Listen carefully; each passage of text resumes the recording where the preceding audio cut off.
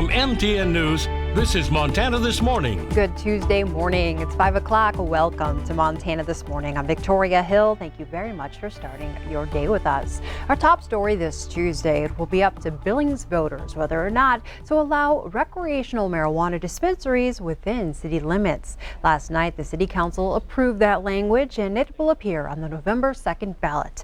Medical marijuana dispensaries will not be affected by the decision voters make. If local residents decide recreational marijuana can be sold here, it's estimated the city will receive up to $350,000 in tax revenue. Now we go to Rosebud County, where the Richard Spring Fire continues to push toward the Northern Cheyenne Reservation and is now just a half-mile away. The fire is burning between Colstrip and Lame Deer, north of Kelly Creek. Early this morning, the tribe had checkpoints in the area to reduce traffic. Firefighters worked through the night to construct dozer lines and burnouts. More than 62,000 acres have burned. The news is improving in Stillwater County, where all evacuation orders and pre-evacuation warnings have been lifted as firefighters make significant progress on the Trout Creek fire. It's burning near Nye and has wiped out more than 8,000 acres, but now it's about 20% contained. Nearly 100 firefighters are working to put it out. The cause is still under investigation. Now it's time to turn our attention to weather. Miller joins us here on the desk with that. Miller, what's the story today? It was windy yesterday. Yeah, windy yesterday, going to be windy today as well. We could see gusts over 30 miles an hour. Going to be very dry today with low humidity, so that fire weather watch, actually to red flag warning in effect for our area today. We'll take a look at that coming up. By the way, I was down there around Nye yesterday and we could see the smoke. Beautiful part of Montana down there too. So all the best to the firefighters as they're fighting that wildfire down there. You take a live look across Yellowstone County, Billings downtown. You don't see it there, but we do have some surface smoke. Looks like it's going to be somewhat light today, so we'll just say hazy conditions. 54 right now at the airport. Humidity's at 59%. Winds out of southwest at about 14 miles an hour. Love to crunch those numbers. Yesterday, didn't hit 80, we hit 78 degrees, a good 10 degrees below average. Our overnight low got down to about 55. Don't get used to that cooler temperature though. We are warming up over the course of the next few days. It was windy yesterday. We had a top gust of 36. Could do it all over again today. Just a little bit of rain yesterday. We're pacing almost a half an inch above normal for the month. But for the year, we're still well over 4 inches in the hole, and we're going to be dry for the next couple of days. A lot of 50s as we wake up this morning. Going to be warmer today with highs in the 80s and 90s. Even hotter tomorrow, but we do have another cool down on the way. Does that mean we've got rain coming with that next cold front? I'll let you know coming up. All right. Hopefully it comes with it. Fingers are crossed. Yeah. All right, Miller. Thank you so much. Okay. I'll go back to news. In crime news, police are still searching for the suspect who shot and killed a man on the south side of Billings. Early on Sunday morning, police found a 32-year-old man with bullet wounds laying on the ground near the corner of 3rd Avenue South and South 27th Street. He was unresponsive and taken to the hospital where he later died. At this time, no arrests have been made and no suspects have been identified. The name of the victim has not been released. There are more than 2,000 active COVID-19 cases in Montana, and that's the most since February. MTN's Mike Dennison spoke with Montana Governor Greg Gianforte to find out what the state is and is not doing in response to the rising cases. Governor Gianforte says the main thing the state is doing to stop the spread of COVID-19 is encourage Montanans to consider getting vaccinated. 9 out of 10 people that are hospitalized now recently are people that have been unvaccinated. So I got mine. They're safe and effective. And if you haven't been vaccinated, I encourage you to go talk to your professional and consider it. The State Health Department has been running public service announcements statewide on radio, television, and the web, encouraging people to get a shot. Still, Montana's vaccination rate for eligible people is only about 49%, well below the 70% experts say is a minimum for herd immunity. Now, the state, however, won't be issuing any mandates under Gianforte. And a state law he signed prohibits private businesses from requiring employees to be vaccinated and won't allow those businesses to deny services or access to their premises based on vaccination status. One of the things we've learned over this last year is mandates don't work. I said from the beginning I campaigned on a platform of personal responsibility. But we're going to focus on personal responsibility instead of mandates. Republicans in the legislature and Gianforte also approved a law that essentially prohibits local officials from enforcing health mandates on businesses. like wearing masks indoors or limiting the size of gatherings. So at this time, the only thing that we can do is to recommend that people wear that mask in indoor places and to really take into consideration the community at large and provide a way to keep everybody safe. Probably the most important message that's out there right now is that we want to slow down the spread of this virus and get it under control as our kids are getting ready to go back to school. And speaking of schools, the governor said school boards should listen to parents when deciding what sort of protocols to put in place this fall. But he's not too keen on mandates to wear face masks. Face masks inhibit learning. They have mental health consequences. And frankly, the potential of severe consequences are really diminished for this younger folks. School boards around the state will be making that call soon. But when it comes to combating the virus in Montana, it looks like the message from on top is take personal responsibility to consider a vaccine. Reporting from Helena, Mike Dennison, MTN News. Meanwhile, officials at Montana State University are hoping incentives will convince on-the-fence students to get vaccinated. The school is offering a chance to win free stuff, including ski passes and camping gear, if students can prove they've gotten their shots. Since the program was announced, MSU has already received thousands of entries. University officials say they'll be doing weekly and daily drawings throughout the year. The U.S. is also seeing big coronavirus case numbers, largely due to the highly contagious Delta variant. It's hitting southern states especially hard and is driving up hospitalizations even among children. CBS's Ian Lee has more. COVID-19 summer surge continues to get worse. The U.S. is averaging over 100,000 new coronavirus cases a day, the highest it's been in 6 months. This is going to be a very long, dark period of our history. Tents went up outside LBJ Hospital in Houston to deal with the increasing number of patients.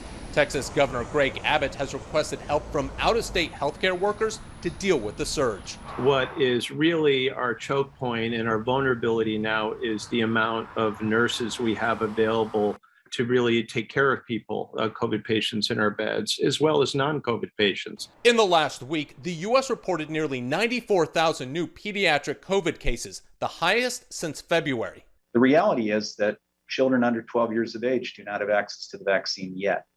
Children 12 and above may have access to the vaccine, but many have not been vaccinated yet. With schools starting up in the South, some districts are taking a stand against state bans on mask mandates.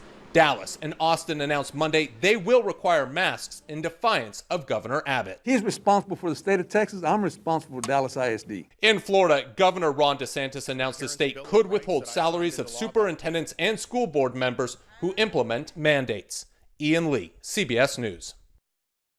The military may start requiring all members to get vaccinated as soon as next month. In a memo, Secretary of Defense Lloyd Austin announced that he would seek the president's approval for the mandate no later than mid-September or as soon as the FDA fully approves the vaccine, whichever comes first. President Biden said he strongly supports the plan. Secretary Austin said to protect this nation, we need a healthy and ready force. Today, North Korea issued a threat to the United States and South Korea over planned military exercises. Those are scheduled to start today, but exercise details have not been released. The sister of North Korean leader Kim Jong-un said the two countries will face a more serious security threat for holding the exercises. Kim Yo-jong said North Korea will work faster to improve its preemptive strike capabilities. The North has long considered the exercises a rehearsal for an invasion. With U.S. troops pulling out of Afghanistan, the Taliban is on the offensive. They've taken control over 5 cities in the country. Now Afghanistan's ambassador is asking the UN for help. White House officials say the Afghan government and the Afghan National Defense Forces have the training, equipment, and numbers needed to stop the Taliban on their own. But those living in Afghanistan are not as confident. Hundreds of thousands have fled the fighting and now can only hope they'll have homes to return to. A federal judge says she will soon rule on a challenge to the new eviction moratorium. The judge said the Biden administration's new order is nearly identical to the previous order that expired last month. A Justice Department lawyer argued the new order is more targeted because it covers counties with high levels of COVID transmission. The judge said if it covers nearly all counties in the U.S., it is effectively a nationwide moratorium. The judge said she reached her assessment following a Supreme Court opinion that said the CDC did not have the authority to issue an order on its own. A new report shows just how difficult it's been for companies to find workers. The Labor Department just released the job opening numbers for the month of June. There were more than 10 million jobs available then, and that was 1 million more than in May. The hospitality industry had the most openings, followed closely by healthcare. The Labor Department says all of the openings means it is a job seekers market because layoff rates have not changed. This morning, the Senate is set for a final vote on the $1 trillion infrastructure bill. And as CBS's Bradley Blackburn reports, bipartisan support for the plan appears to be growing. The wrangling took longer than expected, but Senate leaders say the $1 trillion infrastructure bill is moving forward. It may have taken all weekend, but the Senate is now finally on the precipice of passing major bipartisan infrastructure legislation. A final vote in the Senate is expected today on a plan that includes $550 billion in new spending on traditional infrastructure projects like roads, broadband, water systems, and trains.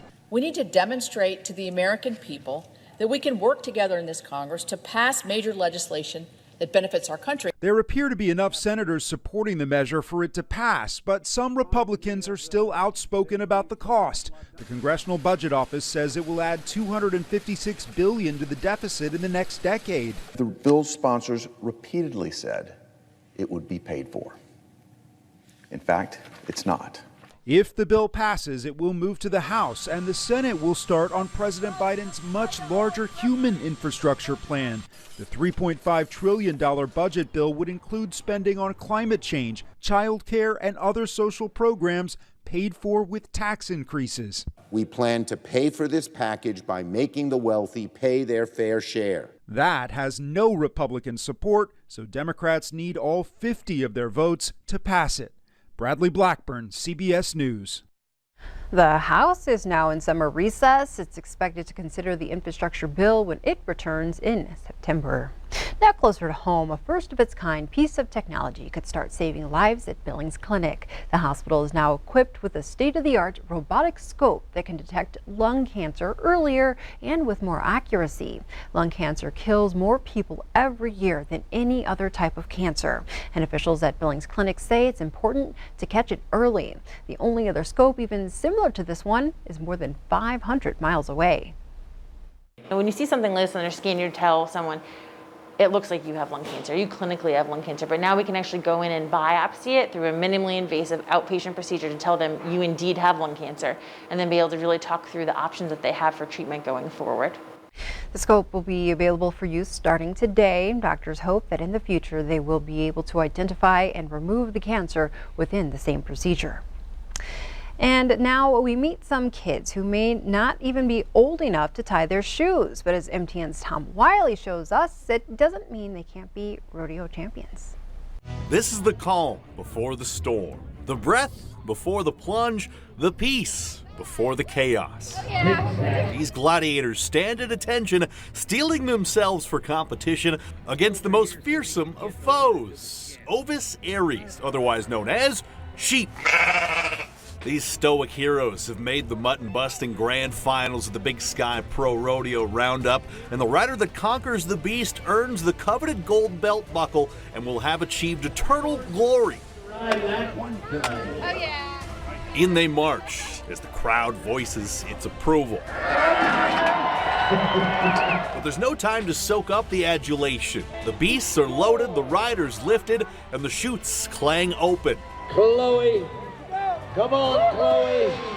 Hang on, Chloe! Oh, oh, oh, oh! One by one, they test their mettle for the roaring fans. Some ride, some fall, but all are brave. You did okay! And then there's 6-year-old Roan Wombold of Missoula. He was the first to ride and made the most of his opportunity. Hey, Rogue. Hey, Rogue. Yeah. That's my boy. Way to go, Rogue. An 89-point score to win over the crowd and win a shiny new championship belt buckle. This is my first time getting my belt buckle because I never won the buckle once. Never won the buckle before? No, I never had the buckle. How does it feel? Good, because I have my own buckle and I feel good. I'm gonna put it in my room and every day when I come to Missoula, I look at it and I'll be proud of myself. Congratulations, Roan, and to all of our brave riders, you should be proud. Tom Wiley, MTN Sports. Thank you so much for starting your day with us here on Montana This Morning.